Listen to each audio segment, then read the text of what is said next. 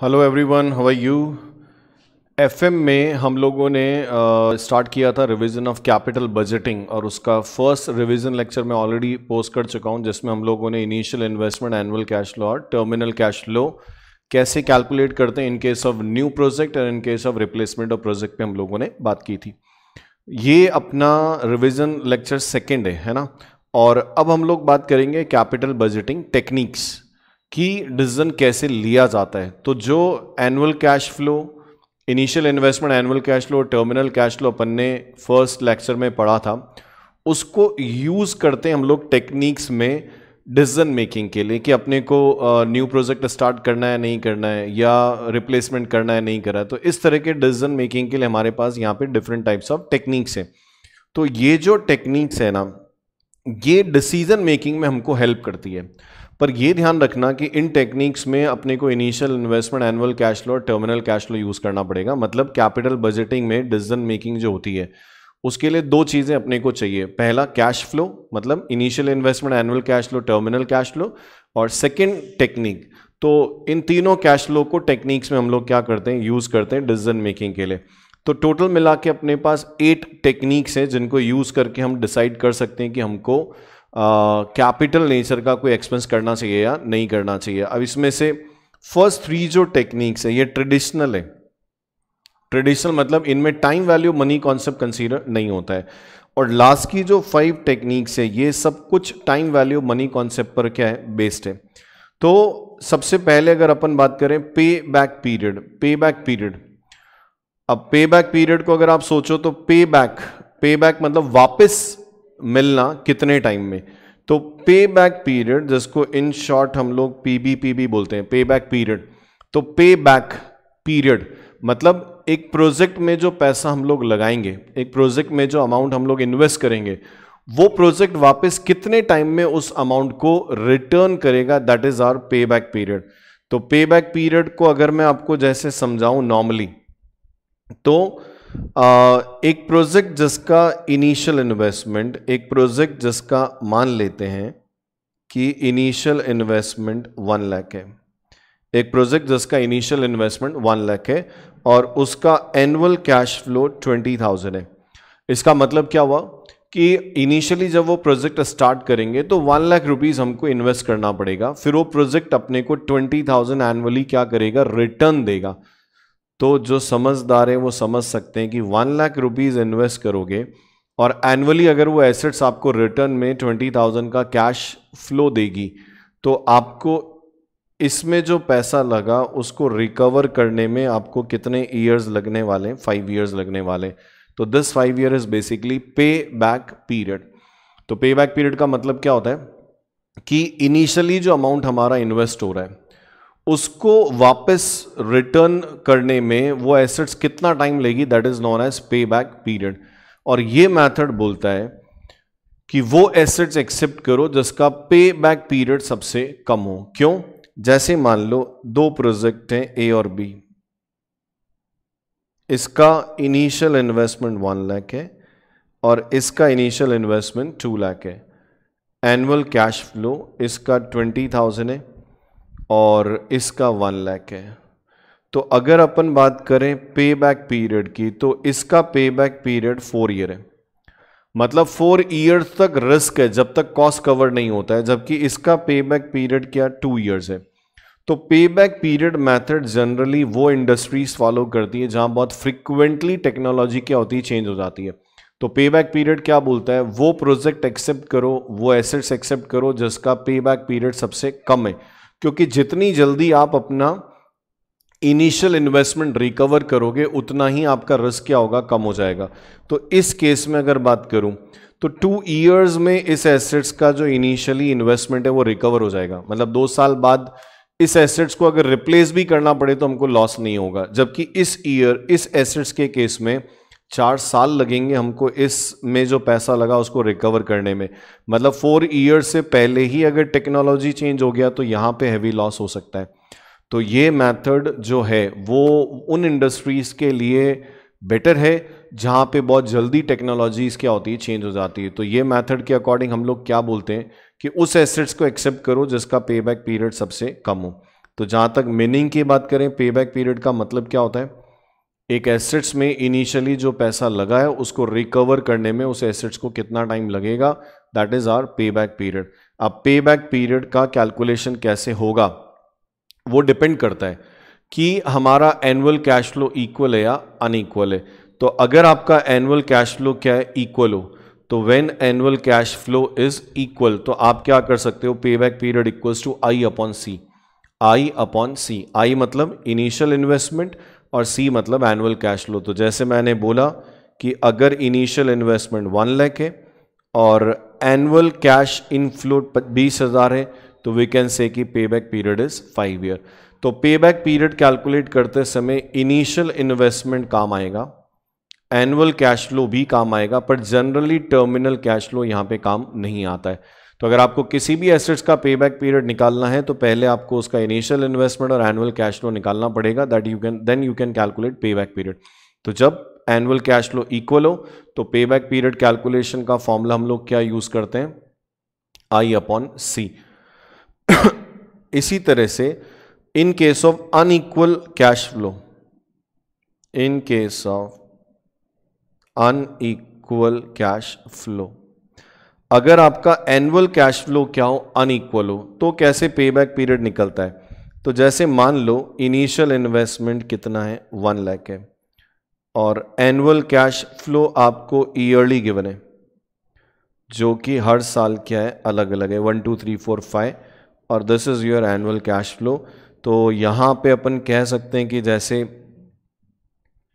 First year में 20,000 है, second year में 30,000 है, थर्ड ईयर में 50,000 है, फिर 20 और 10,000 है, ऐसा।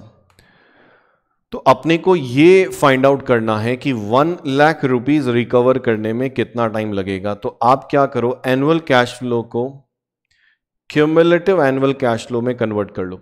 क्यूमुलेटिव एनुअल कैश फ्लो मतलब क्या हुआ, फर्स्ट ईयर एंड तक 20,000 रिकवर होगा, सेकेंड ईयर में 30,000 होगा, तो सेकेंड ईयर एंड तक we can recover 50,000, third year end तक वी कैन रिकवर 1 लाख। इसका मतलब ये हुआ कि 1 लाख रुपीज रिकवर करने में हमको कितने साल लगेंगे, 3 साल लगेंगे। तो अगर एनुअल कैश फ्लो इक्वल है तो पे back period equals to I upon C. लेकिन अगर एनुअल कैश फ्लो क्या हो, अनइक्वल हो, तो बेसिकली क्या बोलते हैं कि first of all find out cumulative annual cash flow. Cumulative annual cash flow को यूज करके फिर आपको पे बैक पीरियड निकालना पड़ेगा। अब जैसे मैं यहां पे बोल दूं कि थर्ड ईयर का जो कैश फ्लो है वो 30,000 है, फोर्थ ईयर का जो कैश फ्लो है वो 40,000 है और लास्ट ईयर का जो कैश फ्लो वो 20,000 है। तो फर्स्ट ईयर का 20,000 हो गया, प्लस 30 50, प्लस 30 80, प्लस 40 120 और फिर 140। तो इससे साफ पता चल रहा है कि जो क्यूमुलेटिव एनुअल कैश फ्लो है कि सर हमारा थर्ड ईयर तक तो कितना आएगा, 80,000, मतलब थर्ड ईयर एंड तक हम लोग 80 रिकवर कर सकते हैं और फोर्थ ईयर एंड तक 120 रिकवर हो जाएगा। इसका मतलब मेरा पे बैक पीरियड जो है वो थर्ड ईयर और फोर्थ ईयर के क्या होगा, बीच में होगा। थर्ड ईयर और फोर्थ ईयर के क्या होगा, बीच में होगा। तो जिन्होंने पहले पढ़ा हुआ है उनको अच्छे से रिकॉल हो जाएगा। पे बैक पीरियड निकालने का मतलब क्या है, देखो थर्ड ईयर तो लगेगा, है ना।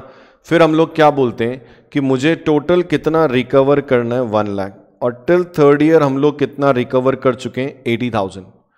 तो मुझे 20,000 रिकवर करने में फोर्थ ईयर में कितना टाइम लगेगा, उसके लिए we have to consider fourth years cash flow. और फोर्थ ईयर का कैश फ्लो कितना है, फोर्थ ईयर का कैश फ्लो कितना है, 40,000।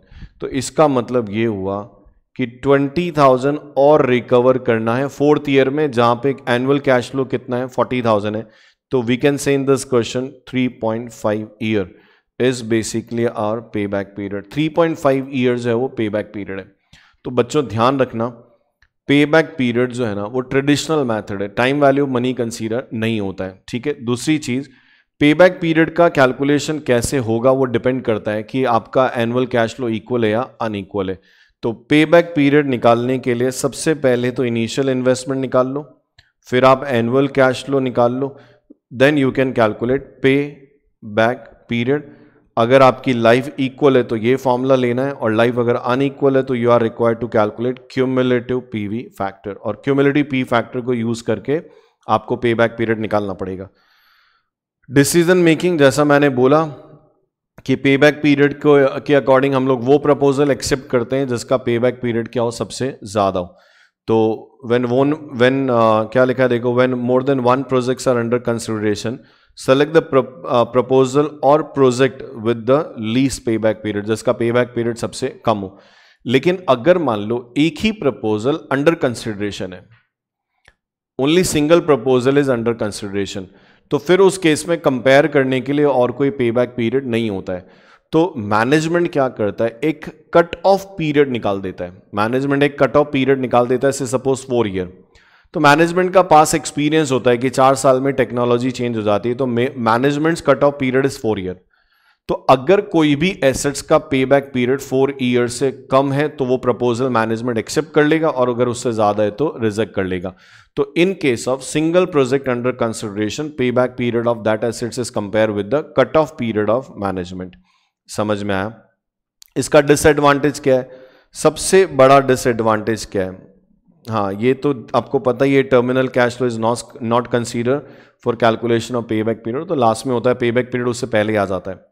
तो डिसएडवांटेजेस की बात करें तो सबसे पहला तो क्या है, टाइम वैल्यू मनी को कंसीडर नहीं करता है, और दूसरा पे बैक पीरियड के बाद की प्रॉफिटेबिलिटी को कंसीडर नहीं करता है। पे बैक पीरियड तक देख लेता है, पे बैक पीरियड के बाद किसका कितना कैश फ्लो, वो ये मेथड कंसीडर नहीं करता है। समझ में आया? तो ये अपना फर्स्ट मेथड है, कौन सा?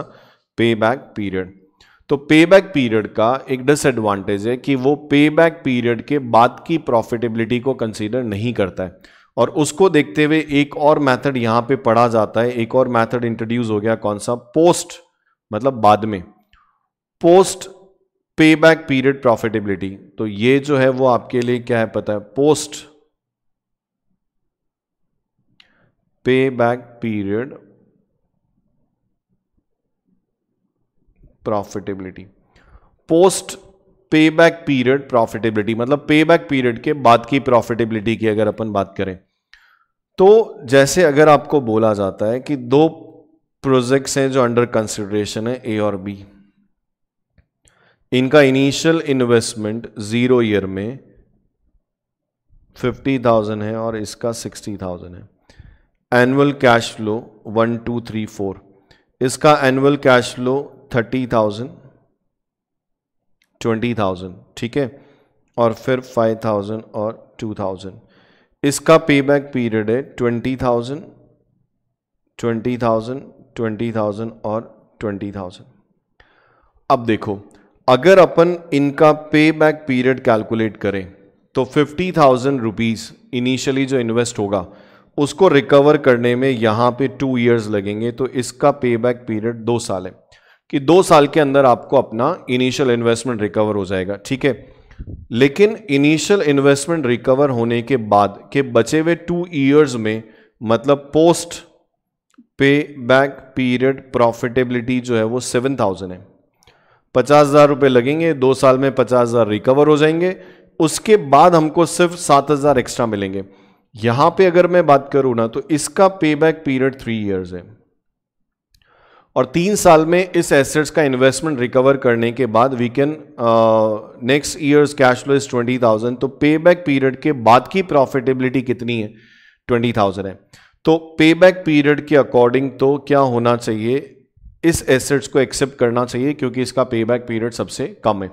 लेकिन पे बैक पीरियड तक तो हम लोग कॉस्ट रिकवर करते हैं, उसके बाद जो कैश फ्लो होता है वो हमारा प्रॉफिट होता है, और पोस्ट पे बैक पीरियड के अकॉर्डिंग हमको क्या करना चाहिए? बी एसेट्स एक्सेप्ट करना चाहिए। तो सारी टेक्निक्स कॉन्फ्लिक्ट करती है, जरूरी नहीं कि सारी टेक्निक एक ही आंसर दे। अब किसी को पे बैक पीरियड के अकॉर्डिंग जाना है तो ए एक्सेप्ट करो, किसको पे बैक पीरियड के बाद की प्रॉफिटेबिलिटी कंसीडर करनी है तो आप बी एक्सेप्ट करो। तो ये मेथड के अकॉर्डिंग सिलेक्शन अलग अलग होता है। तो पोस्ट पे बैक पीरियड में अगर अपन बात करें तो सबसे पहले आपको क्या करना पड़ेगा? सबसे पहले आप initial investment, annual cash flow and terminal cash flow find out कर लो, ठीक है। फिर उसके बाद आप पे बैक पीरियड निकाल सकते हो। तो पे बैक पीरियड निकालने का तरीका क्या है? आप annual cash flow plus terminal cash flow, annual cash inflow और टर्मिनल कैश इनफ्लो का सम कर दो और उसमें से आप अपना जो इनिशियल इन्वेस्टमेंट हो रहा है ना, सॉरी, इसमें से आप अपना इनिशियल इन्वेस्टमेंट माइनस कर दो। तो जैसे यहां पे अगर मैं बात करूं तो देखो 30 प्लस 20 50 प्लस 7 57,000 का टोटल कैश फ्लो है। इनिशियल इन्वेस्टमेंट 50,000 है, तो वी कैन से कि यार पोस्ट पे बैक प्रॉफिटेबिलिटी 7,000। यहां पे अगर मैं बात करूं 20 40 60 80, तो टोटल कैश फ्लो 80,000 है, उसमें से 60,000 का इनिशियल इन्वेस्टमेंट माइनस करें तो ये आ गया पोस्ट, मतलब आप टोटल इनफ्लो में से इनिशियल इन्वेस्टमेंट माइनस कर दो तो आपको पोस्ट पे बैक प्रॉफिटेबिलिटी पता चल जाएगी। और डिसीजन मेकिंग किस बेस पे करते हैं, उस एसेट को एक्सेप्ट करो जिसका पोस्ट पे बैक पीरियड क्या हो, सबसे ज्यादा हो। ड्रॉबैक क्या है, पहला ड्रॉबैक तो वही है, ट्रेडिशनल मैथड है इसलिए टाइम वैल्यू मनी को कंसीडर नहीं करता है। This is basically a traditional method, therefore this method does not consider time value of money concept। और दूसरा, ये पे बैक पीरियड को कंसीडर नहीं करता है। सेकेंड डिसएडवांटेज इज पे back period is not consider. तो पे बैक पीरियड का डिसएडवांटेज क्या है कि वो पोस्ट पे बैक प्रॉफिटेबिलिटी कंसीडर नहीं करता है, और पोस्ट पे बैक प्रॉफिटेबिलिटी का डिसएडवांटेज क्या है कि वो पे बैक पीरियड को कंसीडर नहीं करता है। ओके, उसके बाद इनसे कहीं ज्यादा इंपॉर्टेंट है, इसके बाद अगर अपन बात करें तो इनसे कहीं ज्यादा इंपॉर्टेंट है नेक्स्ट मैथड अपना। तो नेक्स्ट मैथड अपना कौन सा है, average rate of return method, ARR, accounting rate of return या एवरेज रेट ऑफ रिटर्न। ये मैथड कंपैरेटिवली उन दोनों से ज्यादा इंपॉर्टेंट है तो ट्रेडिशनल मैथड ही है, टाइम वैल्यू मनी को कंसीडर नहीं करता है। पर अकाउंटिंग रेट ऑफ रिटर्न, देखो नाम ही क्या है पता है, accounting rate of return. Accounting तो अपने को समझ में आता है, rate of return, rate of return का मतलब क्या होता है, अगर मान लो ये मेरा कोई प्रोजेक्ट है ना, इस प्रोजेक्ट में मैंने 1 लाख इन्वेस्ट किया, इस प्रोजेक्ट पे मैंने 1 लाख इन्वेस्ट किया और ये मुझे एनुअली रिटर्न में क्या देता है, 20,000 का प्रॉफिट देता है। तो मैंने 1 लाख इन्वेस्ट किया, मैंने जब इस प्रोजेक्ट में क्या किया, 1 लाख इन्वेस्ट किया, तो एनुअली ये प्रोजेक्ट मुझे प्रॉफिट में 20,000 देता है। तो मैं कह सकता हूं कि रिटर्न का जो रेट है ना, वो इन्वेस्टमेंट के अच्छा अमाउंट में तो क्या हो रहा है, हर साल 20,000 का प्रॉफिट मिल रहा है, मतलब अमाउंट ऑफ रिटर्न इज 20,000, उस प्रोजेक्ट से वापस कितना मिल रहा है, 20,000। तो वी कैन से कि amount of return is 20,000 annually. पर मैं अगर रेट मतलब परसेंटेज, रेट मतलब परसेंटेज ऑफ रिटर्न की बात करूं तो वी कैन से कि एनुअली 20,000 मिल रहा है 1 लाख रुपीज इन्वेस्ट करने पे, तो वी कैन से कि और rate of return is 20% from this project. तो रेट ऑफ रिटर्न मतलब आपको कितना नेट प्रॉफिट एनुअली मिलेगा इन्वेस्टमेंट के बदले में, that is annual rate of return. तो ये मेथड बोलता है कि वो प्रोजेक्ट एक्सेप्ट करो जिसका रेट ऑफ रिटर्न ज्यादा हो, जिसका अकाउंटिंग रेट ऑफ रिटर्न ज्यादा हो, जिसका एवरेज रेट ऑफ रिटर्न ज्यादा हो, वो प्रपोजल आपको क्या करना चाहिए, एक्सेप्ट करना चाहिए। तो सबसे इंपॉर्टेंट क्या है इस मेथड में, सबसे इंपॉर्टेंट ये है बेटा कि ये मेथड कैश फ्लो पर बेस्ड नहीं है। This method is based on accounting profit, net profit पर बेस्ड है। तो 8 में से एकमात्र ऐसा मेथड है जो कि कैश फ्लो पर बेस्ड नहीं है। ये टेक्निक जो बेस्ड है वो किस पे, प्रॉफिट पर बेस्ड है। तो अपन बात कर रहे हैं किस पे, एवरेज रेट ऑफ रिटर्न या अकाउंटिंग रेट ऑफ रिटर्न पर। तो in this method net profit after tax is used for calculation of, in this method क्या लिखा है देखो, in this method net profit after tax is use in place of cash flow. तो हम cash flow की जगह क्या use करते हैं, net profit after tax calculate करते हैं। तो जैसा मैंने अभी आपको बताया कि 20,000 प्रॉफिट मिलता है 1 लाख से, तो आपको क्या करना है, रिटर्न को इन्वेस्टमेंट से कंपेयर करना है। ठीक है। तो अगर अपन ARR के फॉर्मूले की बात करें तो ARR का फॉर्मूला क्या होता है? Average annual net profit after tax divide by average investment into 100। तो बेसिकली ARR का फॉर्मूला रहता है average net profit after tax divide by average investment. तो अगर आपको ARR कैलकुलेट करना है तो आपको इनिशियल इन्वेस्टमेंट या एनुअल कैश फ्लो या टर्मिनल कैश फ्लो नहीं चाहिए, अपने को यहां पे क्या चाहिए? Annual net profit after tax चाहिए, जिसका we can find out average. तो क्या होगा, अगर आपको याद हो तो एनुअल कैश फ्लो कैसे निकालते हो? आप सेल में से एक्सपेंस माइनस करते हो, है ना? तो ये आता है net profit before depreciation and before tax. Sale में से एक्सपेंस माइनस करने पे फिर इसमें से आप डेप्रीसिएशन माइनस करते हो, this is basically net profit before tax. फिर इसमें से हम लोग टैक्स माइनस करते हैं तो आता है net profit after tax. This is what net profit after tax. और फिर इसमें हम लोग डेप्रीसिएशन वापस ऐड करते हैं तो एनुअल कैश फ्लो आता है। अब मुझे ARR निकालने के लिए क्या चाहिए? मुझे ARR निकालने के लिए चाहिए नेट प्रॉफिट आफ्टर टैक्स। तो जब आप फॉरवर्ड आओगे ना, ऊपर से आओगे ना, तो हम लोग इनकम स्टेटमेंट यहीं तक बनाएंगे। हम लोग इनकम स्टेटमेंट कहां तक बनाएंगे? नेट प्रॉफिट आफ्टर टैक्स तक बनाएंगे। लेकिन अगर मान लो क्वेश्चन में अपने को क्या गिवन है? क्वेश्चन में अपने को एनुअल कैश फ्लो गिवन है। थोड़ा फील करना, एनुअल कैश फ्लो का मतलब होता है net profit after tax but before depreciation. Annual cash flow का मतलब होता है net profit after tax but before depreciation, और नेट प्रॉफिट आफ्टर टैक्स का मतलब होता है net profit after tax and after depreciation. तो बच्चों ये जो प्रॉफिट है ना, ये आफ्टर टैक्स तो है ही है, इसको आफ्टर डेप्रीसिएशन कन्वर्ट करना है। तो कुछ नहीं, रिवर्स चले जाओ। तो इस केस में अगर आप रिवर्स जाते हो और आप एनुअल कैश फ्लो में डेप्रीसिएशन क्या करोगे? माइनस कर दो, तो जो आएगा वो तुम्हारा नेट प्रॉफिट आफ्टर टैक्स आ जाएगा। तो अगर आप सेल से स्टार्ट कर रहे हो तो कोई दिक्कत ही नहीं है, आप नेट प्रॉफिट आफ्टर टैक्स पे आके रुक जाओ। लेकिन अगर क्वेश्चन में एनुअल कैश फ्लो दिए हुए तो उसमें से डेप्रीसिएशन माइनस करना पड़ेगा, तो आप पहुंचोगे कहां पे? नेट प्रॉफिट आफ्टर टैक्स पे।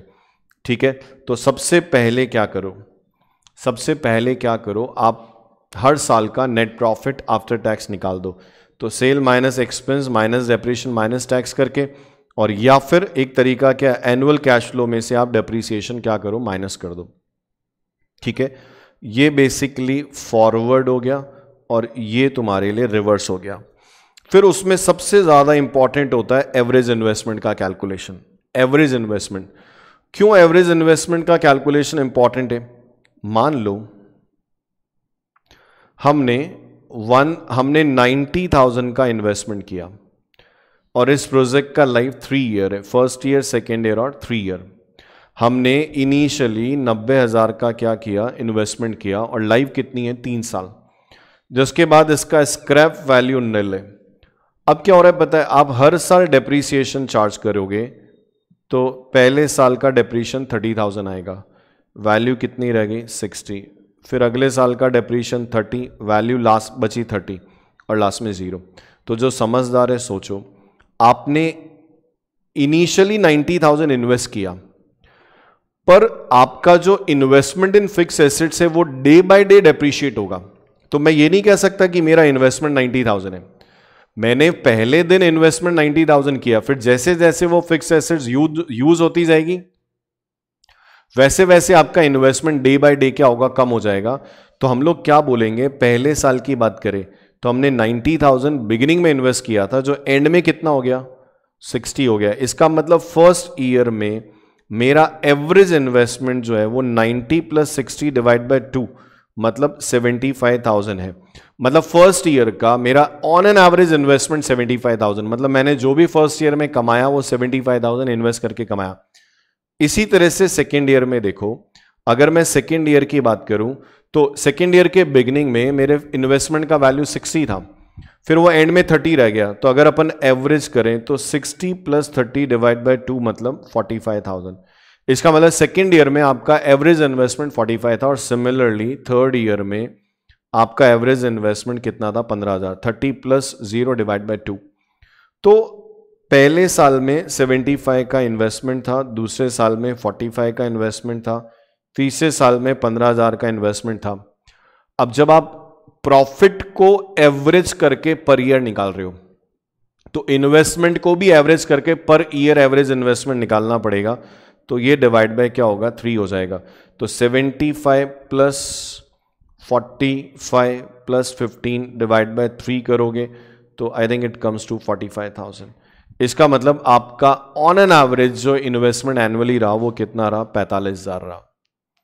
ठीक है, तो सबसे इंपॉर्टेंट क्या है, सबसे पहले you are required to calculate average net profit after tax.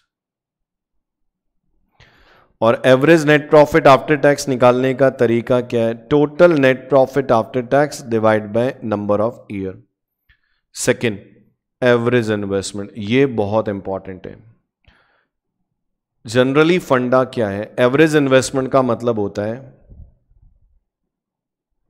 Average investment in fix assets plus investment in working capital. अगर आपने वर्किंग कैपिटल में इन्वेस्टमेंट किया बिजनेस को चलाने के लिए तो वो डेप्रीशिएट नहीं होता है। मैंने बिगिनिंग में अगर 1 लाख इन्वेस्ट किया, बिगिनिंग में अगर मैंने वर्किंग कैपिटल में 1 लाख इन्वेस्ट किया तो जब वो प्रोजेक्ट खत्म होगा तो वो 1 लाख मुझे वापस रियलाइज हो जाएगा। इसीलिए एवरेज किसका होता है, एवरेज इन्वेस्टमेंट होता है किसका, फिक्स एसेट्स का। वर्किंग कैपिटल का हम लोग एवरेज नहीं करते हैं, क्यों, क्योंकि वो जितना पैसा आपने इन्वेस्ट किया वो एज इट इज आपको रिकवर हो जाता है। तो बेसिकली एवरेज इन्वेस्टमेंट कैलकुलेट करने का फॉर्मूला क्या है, तो एवरेज इन्वेस्टमेंट कैलकुलेट करने का फॉर्मूला क्या है, average investment in fix assets plus investment in working capital.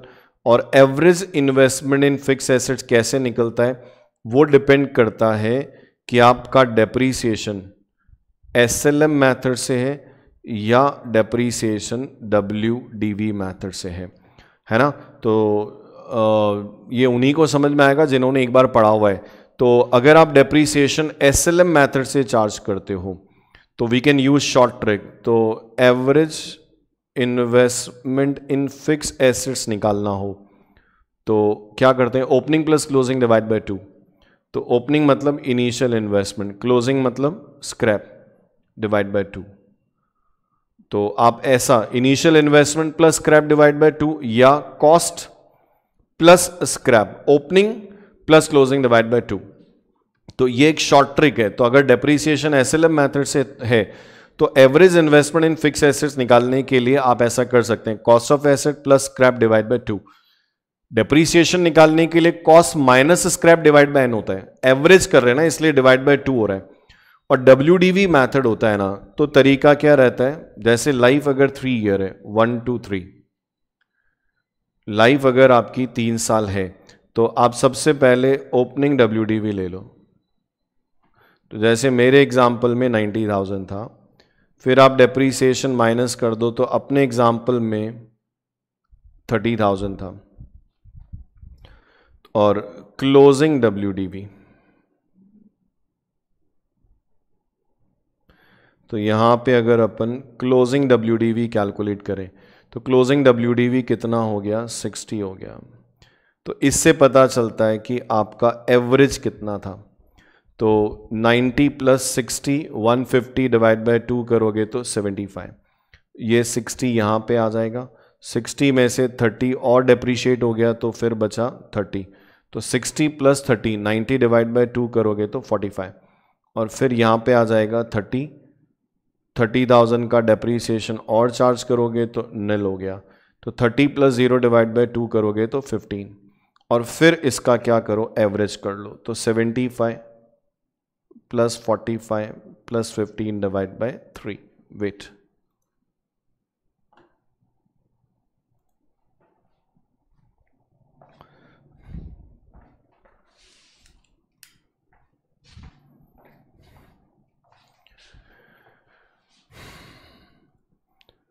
समझ में आया। तो ARR मेथड पे जब जाते हो ना, तो सबसे इंपॉर्टेंट क्या है कि ARR मेथड जो है ना, टाइम वैल्यू मनी कॉन्सेप्ट पर बेस्ड नहीं है, ठीक है। दूसरी चीज़, उसमें कैश फ्लो की जगह net profit after tax use होता है। तो जैसा मैंने बोला, सबसे पहले आप क्या करो, average net profit after tax निकाल दो, ठीक है। अब सेल से चालू करोगे तो sale minus expense minus depreciation minus tax, और रिवर्स जाके जाओगे एनुअल कैश फ्लो में से डेप्रीसिएशन माइनस करोगे तो भी क्या होगा, नेट प्रॉफिट आफ्टर टैक्स आ जाएगा। एवरेज इन्वेस्टमेंट बहुत इंपॉर्टेंट है, ध्यान रखना इस फॉर्मूले को। Average investment equals to average investment in fix asset plus investment in working capital. तो जो बच्चों एवरेज करना है ना, वो किसका करना है, फिक्स एसेट्स के इन्वेस्टमेंट का करना है। क्यों? क्योंकि उसकी वैल्यू ईयर बाय ईयर क्या होती है, कम होती जाती है। लेकिन वर्किंग कैपिटल का जो इन्वेस्टमेंट है वो पूरा लेना है, वो पूरा इन्वेस्टमेंट लेना है। अब average investment in fix assets कैसे निकलेगा? तो average investment in fix asset कैसे निकलता है, वो डिपेंड करता है कि आप फिक्स एसेट्स को डेप्रीशिएट SLM मेथड से कर रहे हो या WDV। अगर आप SLM मेथड से कर रहे हो तो शॉर्ट ट्रिक है, cost plus scrap divide by 2 कर लो। और अगर आप WDV मेथड से ले रहे हो तो जितनी लाइफ है उतने कॉलम बनाने पड़ेंगे। Opening WDV less depreciation closing WDV आ जाएगा। फिर ओपनिंग और क्लोजिंग को लेके आपको क्या होगा, एवरेज करना पड़ेगा, और फिर उनको लेके आपको क्या करना है, एवरेज इन्वेस्टमेंट निकालना पड़ेगा। समझ में आया? तो ARR का फाइनली फॉर्मूला क्या यूज होता है, average net profit after tax divide by average investment into 100। और प्रोजेक्ट सिलेक्शन की बात करें तो वो प्रोजेक्ट सेलेक्ट करेंगे जिसका ARR क्या हो, सबसे ज्यादा हो। समझ में आया? तो इस लेक्चर में मैंने 3 चीजें आपसे डिस्कस की, payback period, post payback profitability और ARR, ठीक है। नेक्स्ट लेक्चर में मैं आपसे बात करूंगा NPV और इंटरनल रेट ऑफ रिटर्न पे, ठीक है बेटा। Okay, bye bye.